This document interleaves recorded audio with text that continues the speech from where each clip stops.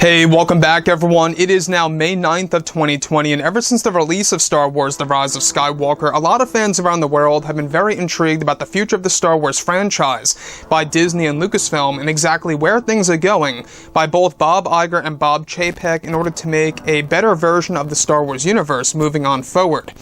This is Mike Zero. Make sure to subscribe if you are new to the channel for future Star Wars content.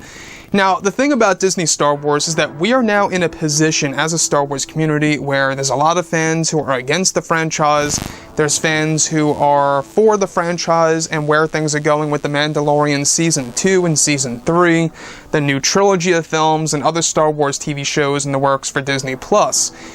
So, things really are starting to look brighter at the end of the tunnel here because of Kathleen Kennedy's creative control being stripped away by the new CEO of Disney, Bob Chapek. All but one project, of course, one project for Kathleen Kennedy that she is working on is the Leslie Headland Star Wars TV series, which I honestly believe is going to be a big failure because of what they're aiming for. They really want to focus on identity politics, real-world issues, and personal agendas primarily for that series, which really isn't Star Wars at the end of the day. You know, when you think about it, all we really care about is a proper story and well-written characters that have great character development. That's how you make a good Star Wars movie or TV show. And that's why The Mandalorian works so well, is because we have prime examples of that.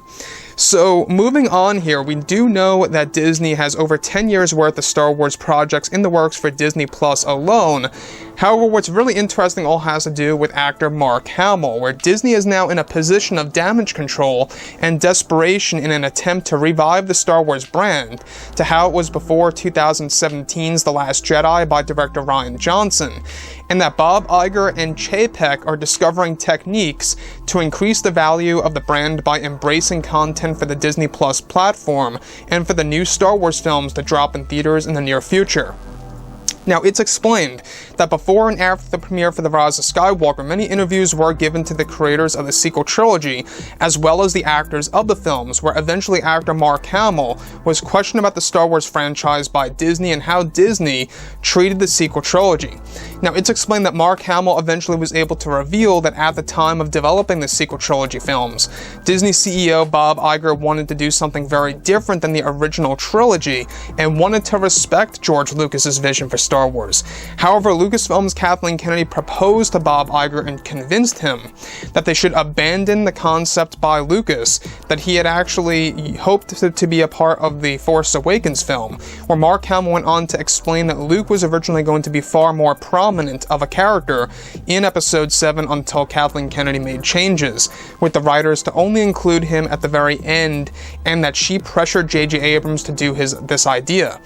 Now, additionally, Mark Hamill went on to reveal that The Last Jedi, he and Rian Johnson talked a ton about Luke Skywalker, and that Hamill wanted to use the expanded universe version of Luke Skywalker. However, Rian Johnson refused to do this idea and did not want Luke to have much action in the film and to be a hopeful Jedi in Episode 8 at the time, since it would take the limelight away from the character of Rey. Hamill went on to explain that Disney wanted to play things very safe with The Force Awakens and The Rise of Skywalker, and that they used Rian Johnson for The Last Jedi for someone to create something original and to take a major risk on breaking the rules of Star Wars to make the film feel very different in tone and even with the story.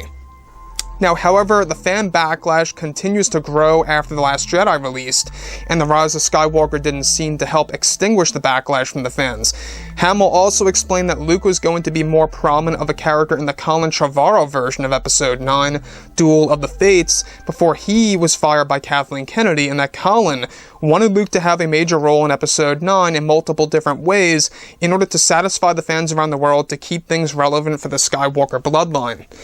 So, like I've said before in the past, I mean, it's very unfortunate where we stand today with Star Wars. You know, when we look at the old EU and what was done so well in the comics and the books and the video games,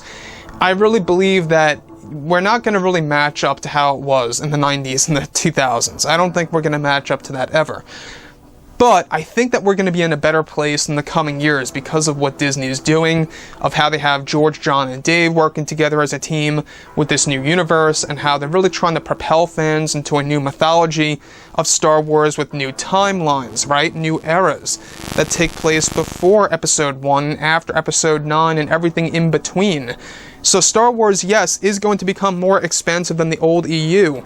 Is it going to match up to what it was once, That's a big question. Mark Hamill has a lot of points, however, of how Disney was trying to play things safe with the sequel trilogy, mainly only with episodes 7 and 8, and that the middle film was essentially the more risky film because of bringing in pretty much a less experienced filmmaker like Rian Johnson at the time. So with that being said, guys, drop a comment below. Let me know think about all of this in the comments, and if you guys did enjoy the content for today, do make sure to drop a thumbs up on this video to support the channel. I thank you all so very much for the kind support, and I'll catch you guys next time.